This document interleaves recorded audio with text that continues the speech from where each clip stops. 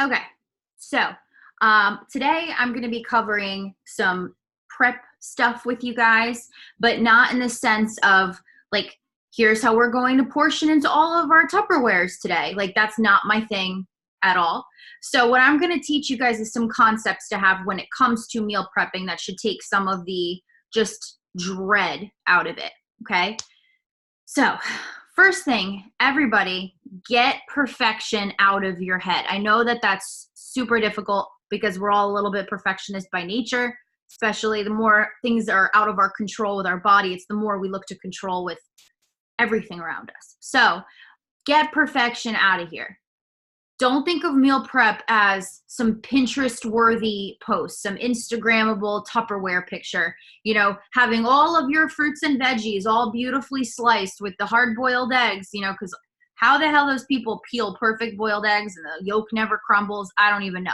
But long story short, don't have this idea of what meal prep has to be in your head, because then you're going to be pissed off at yourself the whole time. Your kitchen's going to look like a mess. It's not going to be this magical, organized place like you see in these articles or like, you know, in these posts. It's going to be frustrating. You're going to have a lot less counter space than you even thought you already had. And then it's just a miserable experience and takes all the fun out of whatever you're eating. Like, it makes you feel like, okay, so I'm just shoveling this food down my gullet now to survive. Okay, great. Like, how exciting is that? So let me like look forward to in my busy week where I like break my back working, dealing with people, let's be honest, all week. And then in my time off, I'm going to have to pick a few hours to destroy my kitchen, use up all my Tupperware, and still feel inadequate because the food that I spend all this time cooking, none of it excites me anymore. Does this sound familiar? Is this relatable at all? Yeah, meal prepping sucks. And everyone laughs when I say that, and they're like, no, you need to. Now, there's like a lot you can do to have a better prepared situation. You know, technically it's meal prep, but I'm never going to be the one to sit there and tell you, you know, spend a whole day doing this shit either. These are my tips for how you can sneak in moments of meal prep, and also how you can start thinking and putting together meals so easily, grocery lists so easily, that you just have the stuff you need and you just slop it together and it's delicious. And then when you want to plan, you can. Okay? Rather than thinking our whole lives have to be orchestrated like some social media, you know, influencers page. It's just not reality. So, first thing, I'm going to teach you this concept, I guess. How do I share? Okay. So,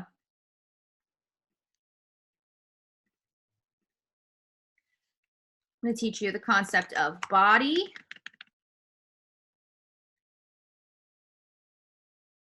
shirt, and jacket. My box isn't big enough. Hold on. There we go. Okay. Now, you're probably like, what in tarnation is she talking about?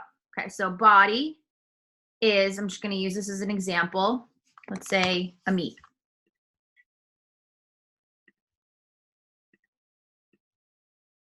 Shirt is the meat breaded, grilled, marinated? Like what's going on with the meat situation, all right? That's the shirt.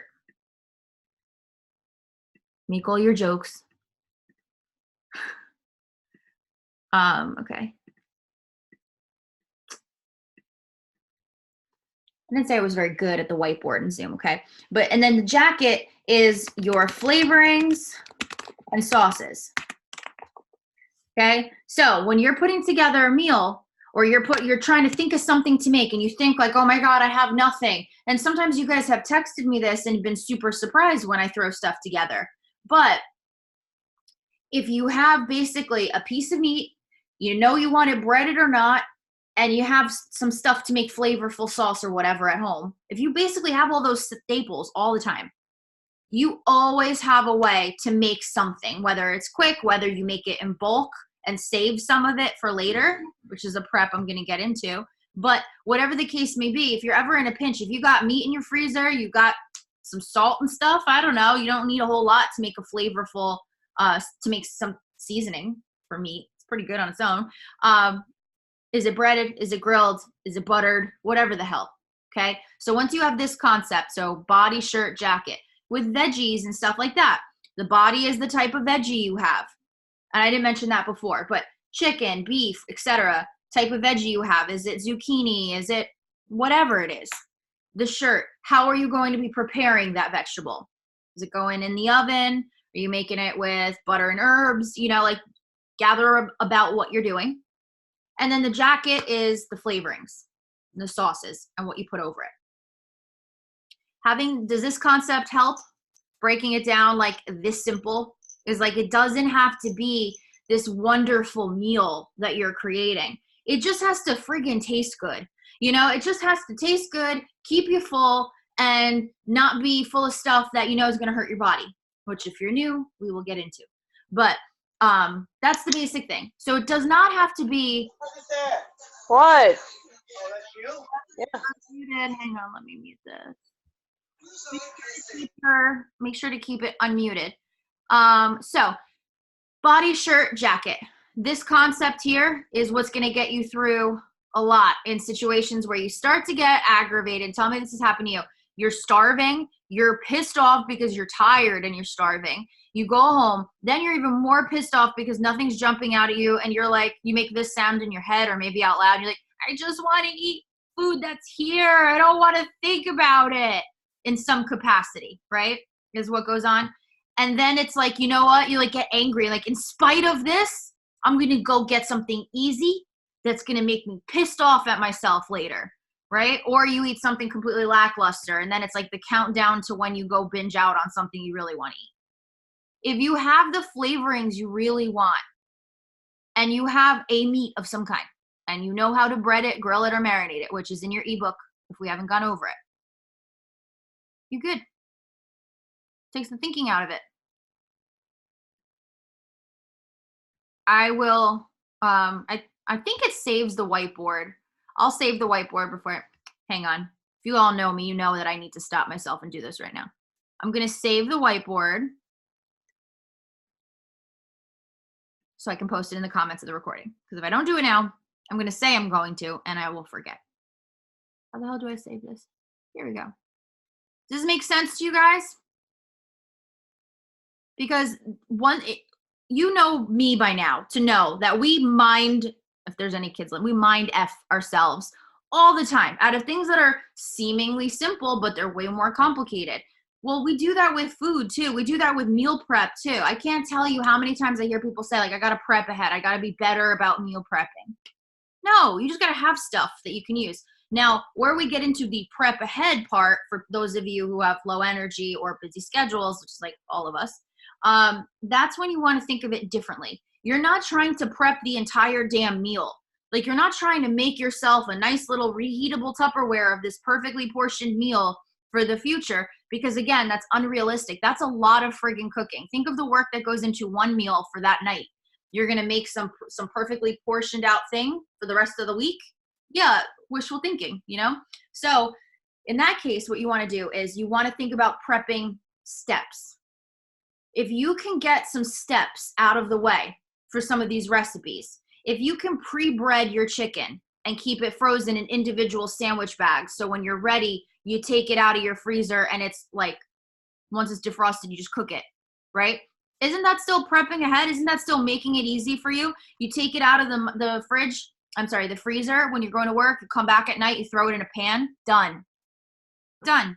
Easier than microwaving something. Well, on par with microwaving. Easier than ordering something, okay? You know, if you can prep out the steps, and I think I put this in the ebook, and if not, it's definitely in the classroom if you go to the How to Prep Without It Sucking document. I love that document. I put in there, sandwich bag your dry ingredients for any of the breads that I put in there, any of the cakes. You know, get those prepped into individual sandwich bags so when the time comes and you do want to make it, you just dump it in a cup and it's all measured, because most of the work and the dread associated with cooking is getting all of the different ingredients. So if you can cut that step out and have it there, that's half the battle. Now, if you're thinking about in terms of work or accessibility to having a kitchen, try to prep dry ingredients, meaning like ready-made stuff. For example, I have the recipe for the Only Dough in the ebook. Prep out those Only Dough crackers. Keep some cherry tomatoes and some cucumbers get gross when you cut them a long time ahead. Some cherry tomatoes, sliced up celery, sliced up carrots, lemon juice, olive oil, salt. You see how I threw that together? I took veggies that I like and I diced them. I took a dressing that I enjoy and I included it. And there you go. You know, bring that with you. There's just so many different ways. When you stop thinking about things having to be a nice, even square meal, is when you start realizing that there's a lot of stuff that I could just prepare and slop together, and there you go. It's delicious. It's a meal. It doesn't have to be all beautifully coordinated, because that's how people fall off. You have one solid week of doing that maybe, and then you're like, this sucks for one day, and then you never go back to prepping again because it does suck. So prep ingredients and prep steps. That's the most important thing. Anything you do cook, if that is too much for you as well, which is okay, anything you do cook, make double. Make double, freeze half. Done. Next week, you have a meal in the freezer. That is a completed meal. Literally, take whatever is left from your meal, put it in a Tupperware, and instead of leaving it in your fridge, freeze it. Yeah, you may have to cook each day that week, but like you do this enough, in every other day, whatever you want to figure out, you're going to have like a backlog of frozen meals that on days where you feel like crap or you're exhausted or you're running around and it's late or you only have access to a microwave, you can just take one. You know, people think of meal prep so often, and we do this with everything with weight loss. We think of ourselves last. We think of our happiness, our enjoyment of what we're doing, our enjoyment of the food, our rest, our relaxation. These all, I'm saying it in an indulgent. Okay, I promise I wasn't just like stroking out here. Like, that's a hard sentence to say, but in an indulgent tone, because we consider that indulgent.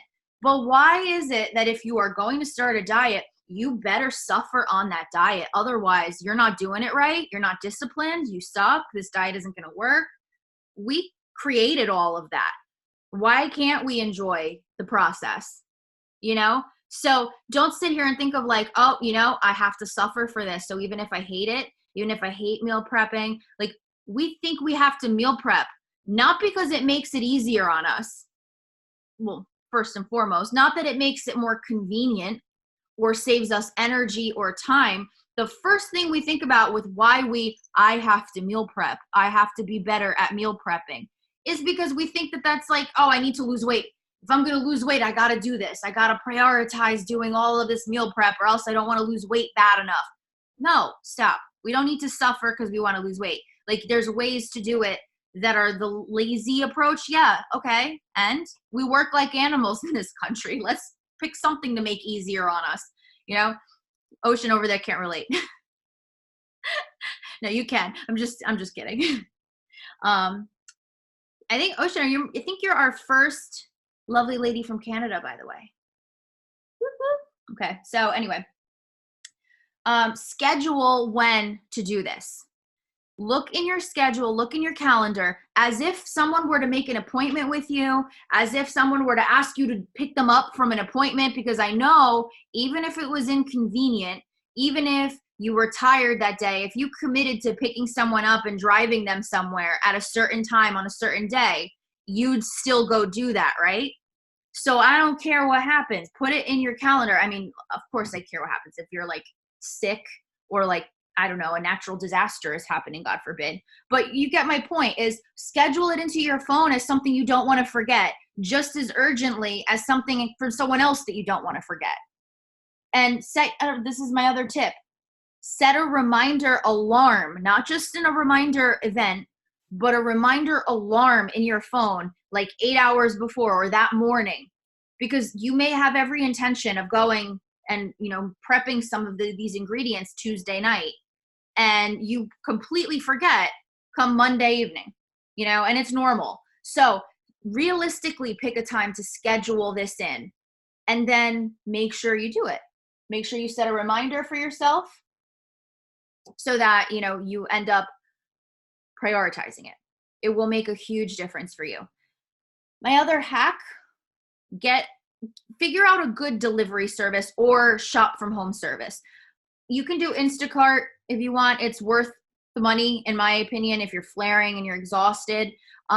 You can look for, but if you wanted a cheaper option, look at supermarkets online near you. You'd be surprised. A lot of them have the shop from home feature where you just place the order and then someone else gathers it and then you just go, excuse me, pick it up from the store. So, and that's like, I think like a $5 surcharge or something like that. But find ways to get your groceries. There's Amazon Fresh, I think it is, and there's Pantry, one of those two. Netrition.com is huge, and they're also international, I'm pretty sure. I love Netrition. Yeah, so find ways to make it easy on yourself, first and foremost. There's nothing wrong with that. That's not a dirty thing. That's a great thing, okay? Now, my next tip for you guys, make a replacement list. Now, I mentioned this for your manual in the beginning. Those of you who are new during the new classroom program, you saw that probably in your intro video. And I've mentioned it to you guys a few times, but if you don't go and make a manual for yourself, so to speak, at least just keep like a note in your phone of a list of things you want to replace. If you like something catches your fancy, I don't know, I was looking for like a less cheesy way to say that. There is none. But let's say something just intrigues you and you're like really like, ooh, I want to try that, right? Put it in that list. If you're out and there's something delicious in front of you, but it's not a worth it moment, put it in the list. Start looking forward to things, eating versions of things you want. Because when we sit here, I've used this example with a few of you already, when we treat food like we're quitting smoking cigarettes, and like, you know what, I'm never going to have another cigarette for the rest of my life, and this is the way life's got to be, it's harder to quit food, you know, and like you shouldn't have to. And to think that way, you know, if you go to a party and you have a cigarette or something, you think what? Oh man, there goes my streak. I'm back at zero. I got to start all over again. You know, 0 days since my last cigarette. Why do we treat food that way? Maybe if we're going to be on this journey for the rest of our lives trying to prioritize our health, and that happens at any weight we're at, we should always prioritize our health, right? Why are we, wait, crap, I forgot what I was going to say right before that. When the Zoom's at the end of the day. Someone in chat, someone remind me in chat, like an old lady.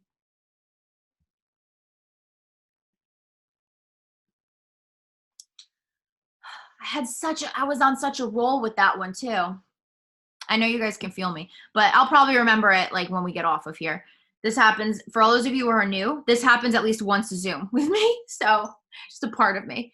But yeah, you know, if we're going to be prioritizing our health for the rest of our lives, this is what I was freaking saying. There are going to be moments where you're going to want to eat the French fries. You're going to have the slice of pizza.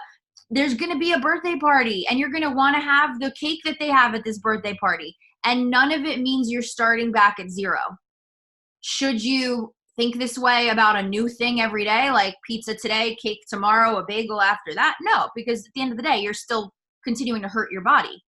But don't think of food as some exiled thing. There is a time and place for things. And when it's not the time or the place, use it as inspiration of things you want to learn how to recreate and make that you could have and not feel so guilty about. Not that you should feel guilty per se, but you know what I'm saying, where you're able to enjoy that food and not have it harm your body physically more often. So keep that replacement list going so you always have the inspiration of, you know, new things to get excited about recreating versus being sad that you're no longer having those things that you wanted to have. It changes the whole framework around it. Okay. It also, that helps too when you go out and you feel like, if you, let's say you eat something, you order something and it comes with fries.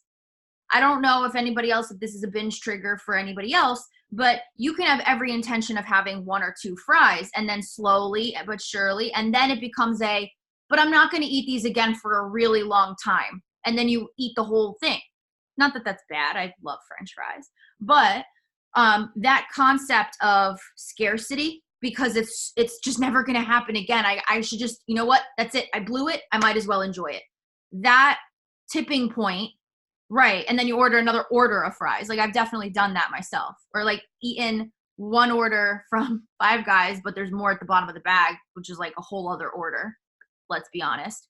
But my point to that is, if you have this scarcity mindset that it's going to be here 1 minute and gone the next forever, of course you're going to go ahead and eat the entire thing and want more and seize the moment. When you take away that concept of I'm never eating this again, you can truly choose, pick and choose when is the time or the place for that food. So change your mindset around it. Get excited about recreating it. You can even schedule it in your calendar as self-care each week to recreate one thing. You know, say, I'm going to pick my thing of the week, my fun thing to remake, you know, in a way that's not going to hurt my body. And have that be something you look forward to each week. You know, you pick out the recipe, you get the ingredients, you can make it fun. But that's the point. Make it fun. Make the point of food, of meal prep, to make your life easier and taste better. And if you have those things in mind, that's like, doesn't really feel like dieting as much, you know? It doesn't feel like I can't do what everybody else can do. It just feels like I have to do it differently because I have a disorder that I'm working on. That's not my own imposed disordered eating, like society would much rather us all have, you know? Now, in terms of specifics like meats, flavorings, etc., I didn't give you guys specifics because I want you to browse. You know, part of that replacement list is to start paying attention to the flavorings of things. If you really want buffalo, right? You really want like something spicy with blue cheese. Oh my God, I'm going to drool talking about it. But you really want something like buffalo blue cheese or something like that, right? Why can't you recreate the flavors and components of that with a different thing? Why can't you make buffalo blue cheese, you know, zucchini noodles, or buffalo blue cheese cauli rice, or breaded chicken? You know, just make your own breaded chicken. There's lots of low carb frozen chicken nugget options out there now that are gluten free too. Just try to think of what I could do to make this taste, like to get the sensation, get the flavors, get the satisfaction of that flavor profile. What else could I put that with? Can I put it with a burger, with a meatloaf, with shrimp? You know, the sky's the limit when you start thinking of all the fun you can have mixing food together, instead of thinking like, what can I avoid eating? That sucks to live in the, like, what am I avoiding? It's like, why are you running away from food all the time? It's what keeps us alive. You know, we should like it. So I love to cook, but planning is such a chore. I'm struggling to get through that. Don't say I'm struggling to get through that verbiage, my friend. But keep the stuff that you basically like eating. Keep the flavor profiles you basically enjoy in stock at home, able to be recreated. Then you just keep the meats, the veggies, and stuff like that. And then game day decision, you just throw it together. Done. Instead of thinking I have to have meals planned. I don't know what the hell I want to eat. I typically just pick a meat from the freezer and figure it out later. As long as something's defrosted, I'm good. That's like that's the planning, you know, because I hate planning too. I did that today. I recreated tater tots with broccoli and cheese tots. Ooh, the cheese was lactose free. Awesome. With some of those substitutes though, just be careful because sometimes they load them up with carbs. I know we still have to do your 3-day tracking, Ocean, which is great. I can't wait. But I'll help you with some tweaks because you can definitely recreate that recipe from scratch and make it like even better. And I want to find you a good vegan cheese too, for myself too. So what else I got on here for you people? Oh, bulk bake and sandwich bag. Bulk prep ingredients I went over. Bulk bake and sandwich bag is the best. Bulk bake breads. I say this all the time, but the only bread, the microwave bread, I have recently become in love with chaffles. I'm going to add it to the e-course, to the classroom. I'm going to add that to the recipe bank that's on there. But yeah, have fun with it. If you find a recipe online that you like, but there's like 75 steps, look at the flavor profile and just copy that. instead of using all of their over elaborate instructions. You got to break your thumb to get down to the bottom of the friggin' article. You like know everything except their social security number by the time you scroll down far enough. I can't be bothered. So just copy the flavor profiles that those people use, because let them come up with the ideas. You just kind of zhuzh it on your own. Yeah, it's my whole philosophy. I'm lazy about it like that. And that's all I got here written for us today. So, oh wait, Sarah, what did you mean how to do that with sweets? So if you need like some sweets to have on hand that are prepped, prep the dry ingredients of the microwave bread, but the cake version, how I make it. That's in your ebook. If you go to the cake section in your ebook in the classroom course, it's in there. Prep the dry ingredients in a sandwich bag first, have them on hand. So this way, when you want to make like a quick microwave cake, it's actually really, really good. You just dump it in a container, mix it, put the butter, put the egg, microwave it, you're done. Takes longer to let ice cream sit out and thaw out a little bit. Or microwave it if you're a weirdo like me who microwaves their ice cream for a few seconds. But I hope that this helped. If you guys have any other questions, of course, I don't want to spend too much time from you guys on a Monday night, but I'm going to post this in the page, leave them in the comments, message me privately, you know the shtick. If you guys are new, I hope you enjoyed your first Zoom with us, and I will talk to you guys throughout the week. So enjoy the rest of your night. Okay?